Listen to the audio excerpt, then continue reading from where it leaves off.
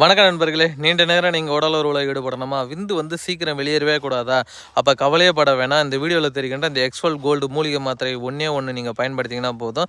நீங்கள் நீண்ட நேரம் உடல் உறவில் ஈடுபடலாங்க. அந்தளவுக்கு இது வந்து பார்த்திங்கன்னா ரொம்ப சூப்பரான ஒரு மூலிகை மருந்துங்க. இந்த மூலிகை மருந்து நீங்கள் பயன்படுத்திங்கன்னா போதுங்க, லைஃப்பில் உங்களுக்கு இருக்கக்கூடிய பிரச்சனை மீண்டும் வரவே வராது.